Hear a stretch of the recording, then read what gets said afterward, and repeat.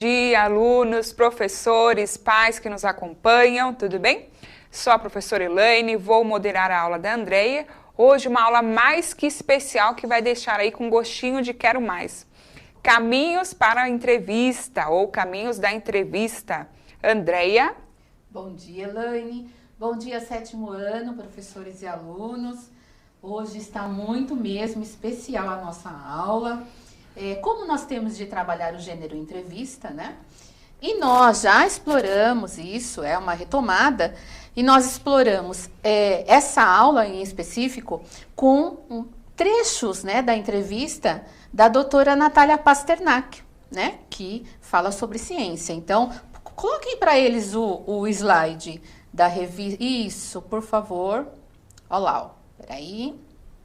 Ó, revista Minas Faz Ciência, veracidade acima de tudo, né? Então, a pesquisadora da USP, Natália Pasternak, combate práticas de pseudociência e comenta funções, caminhos e atores da divulgação científica do Brasil. Então, o que acontece? Aproveitando esse tema, né, da divulgação da ciência, nós optamos por fazer uma entrevista ao vivo, então, né? E não mais utilizar a entrevista escrita, mas o tempo todo faremos uma relação com o que a gente viu da entrevista da doutora, né? E para isso, nós trouxemos nada mais, nada menos do que o super doutor Gustavo Cabral. Bom dia, doutor. Pode colocar o slide. O doutor aparece e coloca o slide. Não, coloca o slide primeiro, ó. O doutor Gustavo Cabral, ele é um imunologista, né? PhD pela USP, pós-doutor pela Oxford, desenvolvedor de vacinas e diagnósticos, colunista UOL, Viva Bem e palestrante Ciência, Saúde, Educação e Sociedade, que é, na verdade, o que nós vamos falar um pouquinho hoje, certo? Agora sim, bom dia, doutor. Bom dia, bom dia. Obrigado por todo esse carinho e é muito legal estar aqui. Falar de educação, falar de ciência, saúde é sempre legal. E é interessante falar numa disciplina sobre língua portuguesa, porque é interessante, eu estou lendo exatamente preconceito linguístico. Que legal! E aí a gente estava vendo aqui, eu comecei a ler essa semana e estou adorando. Eu acho que essa parte da comunicação, a gente se comunicar com o que cada um pode levar, da sua forma de falar, de se expressar, é sempre importante. Eu acho que é uma maneira espetacular de conectar as pessoas, seja através da ciência, seja através da saúde, mas não tem como fugir da educação como base para essa conexão. Então é muito legal estar aqui com todos. Olha, o senhor me surpreendeu agora com o livro aí, eu falo Marcos Banho, né? Do preconceito linguístico, porque eu vou até fazer a primeira pergunta para o senhor. Qual a sua origem? Como o senhor chegou onde o senhor chegou? Brevemente, porque eu considero o doutor da ciência acessível, e essa questão do preconceito linguístico, eu ouvi uma entrevista outro dia do senhor, que o senhor colocou, que até o senhor sofre um pouquinho disso no seu meio né, científico, né? Por conta do senhor ter uma linguagem mais acessível, o senhor colocar assim, a ciência de forma mais acessível. Fala um pouquinho dessa origem do senhor e qual a importância, então, que a educação teve na sua vida. Com certeza. Acho que pelo meu sotaque inglês, é notório que eu sou nordestino, né? Assim, eu sou nordeste, sou bem do sertão da Bahia, e até os 19 anos eu não estudava. Eu tenho 39 anos, o meu estudo e minha vida foi nos últimos 20 anos.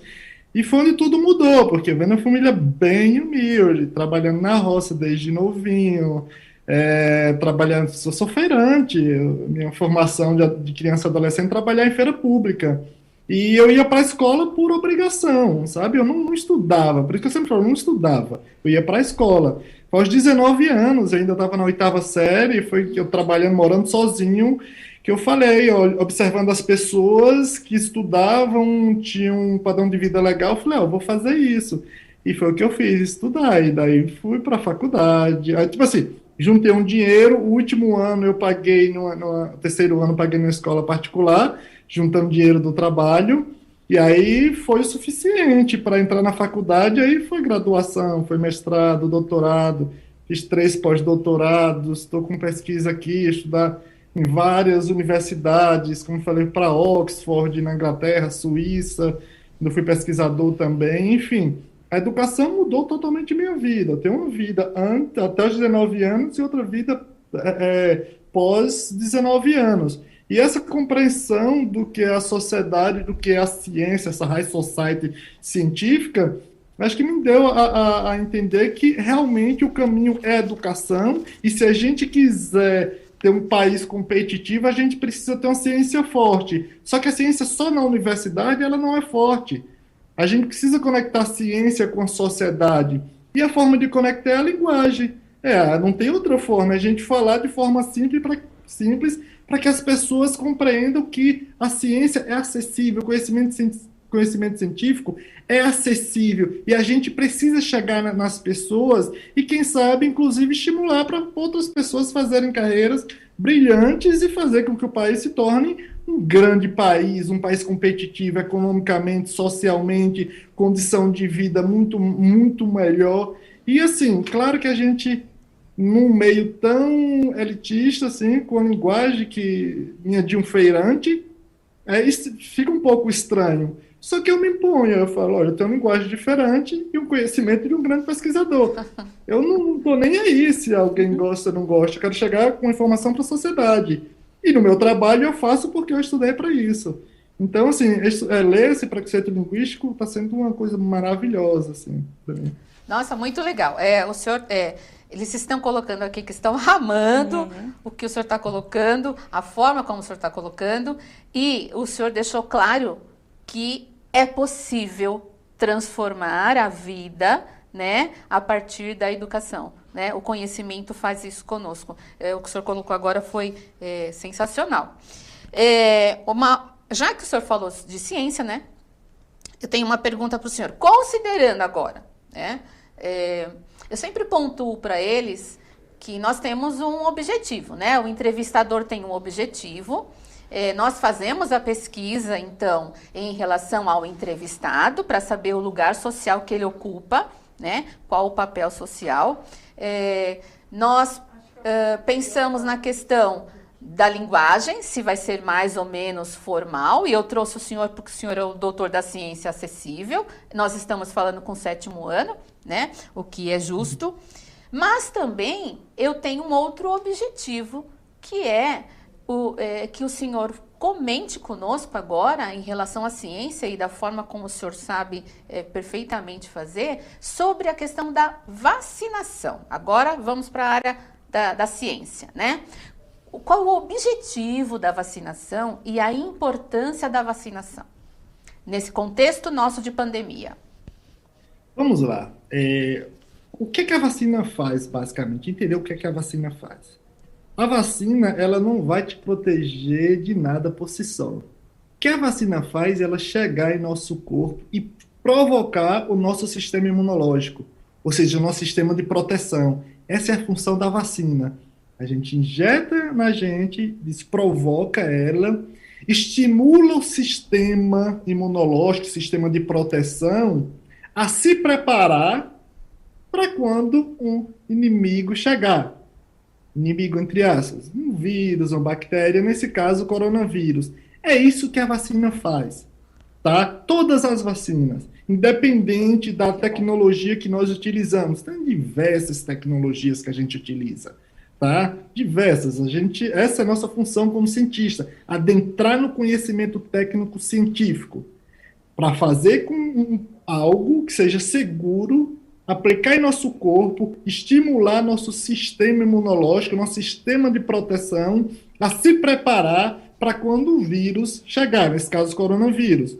Chegando, a gente vai ter uma resposta imunológica específica. A gente já não vai demorar tanto para produzir anticorpos, para ativar todos os outros componentes do sistema imunológico. A gente vai ter uma resposta específica, objetiva, clara. E quando o vírus chegar, a gente vai combater. E todas essas vacinas, elas combatem o vírus ao ponto de evitar a doença, principalmente em estados graves e moderado. Consequentemente, evitar todo esse sofrimento e principalmente a morte. Mas como eu falei, é relativa de pessoa para pessoa. Algumas pessoas têm uma resposta mais forte, outras têm uma resposta um pouquinho mais fraca, mas todas estão naquele similar padrão de resposta. Por isso que nós fazemos trabalhos no laboratório, para que tenha um padrão. Mas algumas pessoas não respondem tão bem como a gente espera, infelizmente, porque às vezes tem algum problema fisiológico, já tem outras doenças, o corpo já não reage tão bem, já não reage tão bem. Então tem essas características que a gente precisa levar em consideração de cada pessoa, de cada indivíduo. Mas todas as vacinas protegem. E tem a arma, esse é um ponto importante, a arma mais eficiente para combater qualquer doença infecto-contagiosa, como a Covid-19, é a vacina. É a arma mais eficiente, mas não é a única. Principalmente no meio de uma pandemia, a gente não pode fugir de jeito algum de ter outras ações para nos ajudar a combater a pandemia. Vacina é a arma mais eficiente, mas a gente precisa conscientizar as pessoas para, olha, a gente precisa evitar que o vírus circule mais e mais, ou seja, use máscara, mantenha o distanciamento e a higiene. Era essa, acho que é a próxima pergunta que a gente faria para o senhor, né, Elaine? Pode até fazer, mas reforçando já e pode comentar. Claro. Na verdade, será que vai fugir um pouquinho? Vamos lá. Não, eu falo assim, da flexibilização. Isso. Doutor, a minha segunda dose da vacina seria agora dia 6 de setembro, né? Tem aí algum probleminha, digamos assim, em tomá-la um pouco antes, por exemplo, ali no dia 29, ou um pouco depois, esse tempo aí, ou antecipá-la, ou atrasar um pouquinho? Temos algum problema ou não? Deixa eu só te fazer a pergunta, qual vacina é que você vai tomar? Pfizer. Pfizer. A Pfizer ou a AstraZeneca, basicamente é o seguinte, não vai ter problema nenhum, tá? O mais indicado é seguir a bula, né? O que a fabricante, porque trouxe as informações do que a gente faz no laboratório para chegar e levar para as pessoas. A Pfizer, o indicado seria vacinar depois de 3 semanas, 3, 4 semanas, mas o governo federal decidiu que poderia vacinar, estendeu para 2, 3 meses e tal. Isso não é um indicado pela bula, mas eles utilizaram um exemplo que foi feito na Inglaterra, que deu certo e tal, mas de qualquer forma não seria indicado. Isso quer dizer que não vai funcionar? Vai funcionar. Não espere que funcione igualzinho como se estivéssemos seguindo a bula certinho, mas não é significativamente diferente, tá? Da mesma forma, eu digo, mudar a diferença entre alguns dias antes ou depois, não tem problema nenhum. Tá? O importante é tomar a segunda dose. Nesse ponto, a gente não pode falhar. A gente precisa, de todo jeito, tomar essa bendita segunda dose, com exceção da Janssen, que é apenas uma dose. Mas todas as outras, se é uma semana antes, uma semana depois, não importa, vai lá e tome. Ok, obrigada. Então, reforçando, doutor, nós não podemos flexibilizar os protocolos sanitários só porque estamos nos vacinando, certo? Com certeza. A flexibilização é natural acontecer. Mas a flexibilização correta, ela segue uns parâmetros.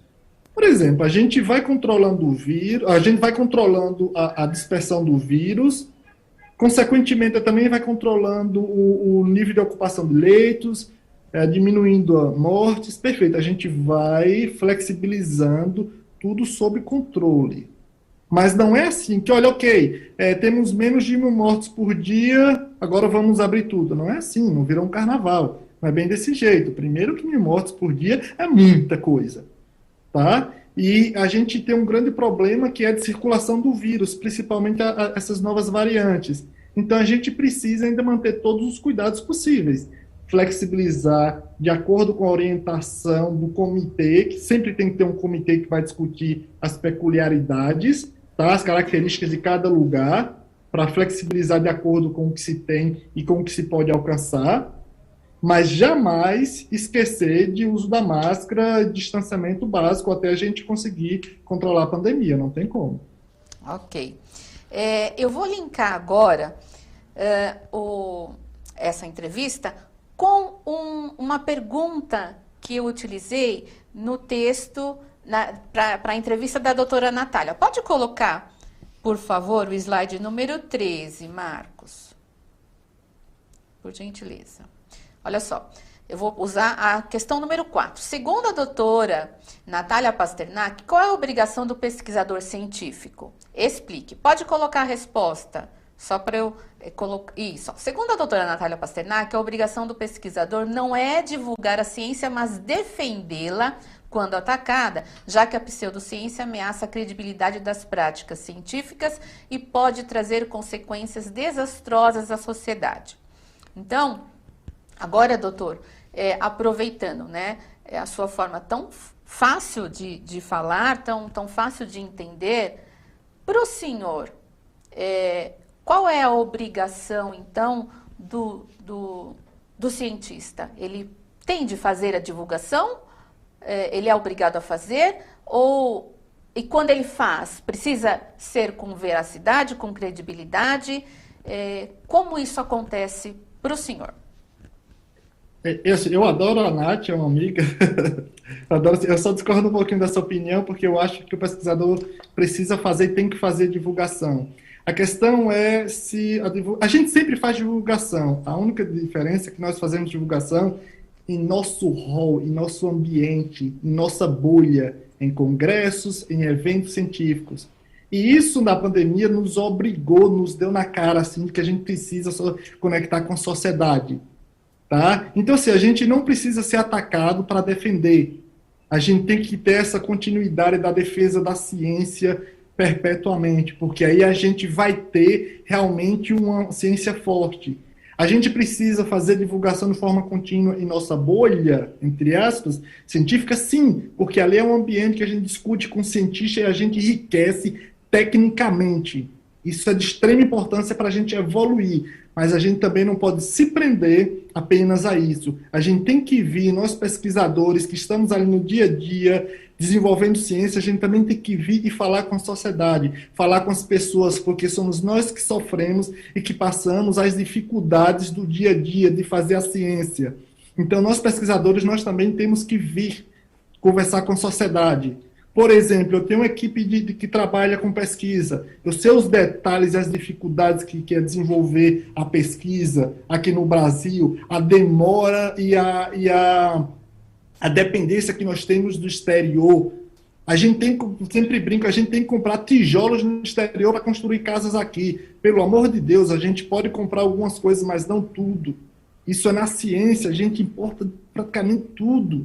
Então, a gente tem que desenvolver nossa tecnologia aqui. Então, para que a gente melhore nesse tipo, nós pesquisadores que estamos ali desenvolvendo, a gente tem que sair de nossa casta, tem essa também, nossa casta de high society intelectual, e eu sempre brinco, descer do palco e falar com as pessoas, olha, a ciência, que nós temos nossas dificuldades, essa, nós precisamos melhorar, porque a sociedade vai ganhar mais e mais quando nós temos uma ciência, tecnologia e inovação muito forte.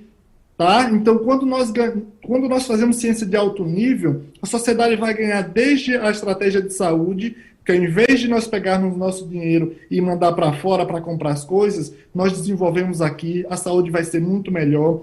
A tecnologia, olha para nós aqui conversando, olha o celular de cada um. A gente não precisa tanto importar de tudo, ter que comprar tudo de fora. A gente precisa, sim, nacionalizar muitas coisas. A gente precisa produzir a ciência aqui. E para que a gente consiga fazer isso, a gente tem que ter o apoio social. Então, nós que trabalhamos, ali estamos desenvolvendo, a gente tem que vir conversar com as pessoas. Precisamos ser objetivos, claros, simples, e entender que nós temos que mexer em tudo. Na política, na educação, em tudo que nos envolve. Porque a gente tem que questionar, a gente tem que discutir e a gente tem que trazer as pessoas para nós. E quem propicia tudo isso, né, doutor, é a educação. Né? Não tenho dúvida, a educação é alicerce, não adianta a gente fugir. Só que a educação é alicerce, mas assim, quem administra, o mestre de obra é a política. Sim. Não tem para onde correr, Não sabe? tem. A gente, se um mestre de obra ou quem está administrando aquilo ali simplesmente falar que não dá louca e objetivar outras coisas, nós estamos fadados à derrota. Então, assim, se não der prioridade à educação, der prioridade à ciência, tecnologia, inovação, consequentemente, uma melhor qualidade na saúde, retorna para a educação, porque quando nós temos desenvolvimento científico e tecnológico, a gente favorece a educação. Por exemplo, agora nesse período de pandemia, quantas milhões de pessoas estão sofrendo por falta de condições de estudar em casa? Então, se nós tivéssemos um arcabouço tecnológico para levar uma melhor tecnologia para as pessoas em casa, ter um acesso a um celular, uma internet, e não ficássemos dependentes exclusivamente do exterior, se nós tivéssemos essas condições, seríamos muito mais iguais para a sociedade. Então, essa dependência do exterior nos destrói internamente, inclusive na educação. Por isso que eu sempre digo que a ciência, tecnologia e inovação, ela é o eixo, entende? A gente melhora na economia, a gente melhora na saúde, a gente melhora na educação, mas o alicerce de tudo e qualquer coisa é educação. A gente precisa compreender isso. Ok. Elaine, tem alguma pergunta? Não, por aqui pelo chat não. E minha, por enquanto, também não. Vou deixar aí você... Tá. Eu peguei uma aqui, acho que é de um aluno.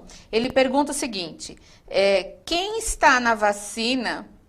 É do jeito que está aqui, tá? Quem está na vacina é o vírus atenuado ou já os anticorpos?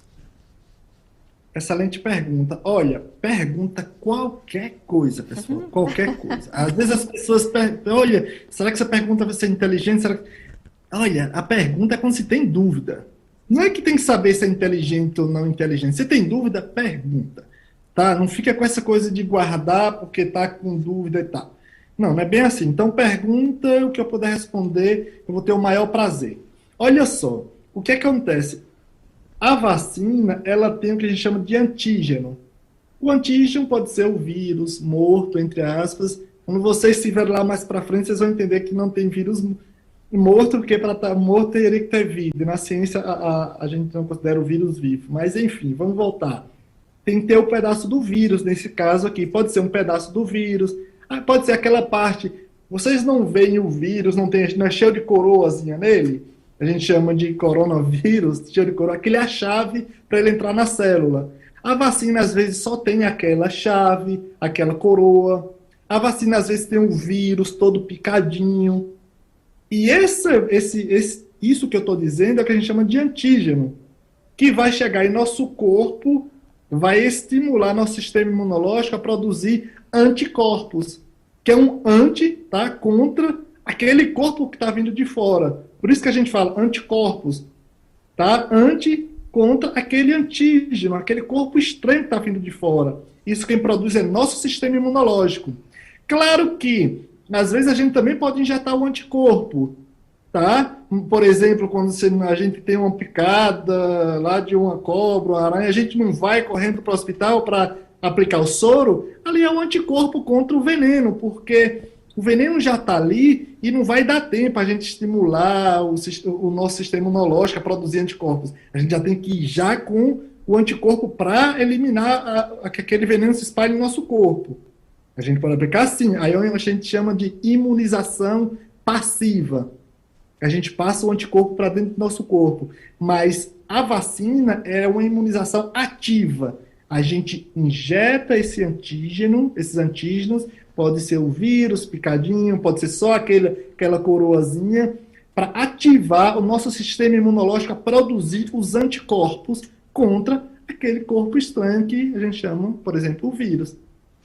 Então, fica muito claro para nós agora a importância da vacinação, a importância de ainda continuarmos seguindo os protocolos, né?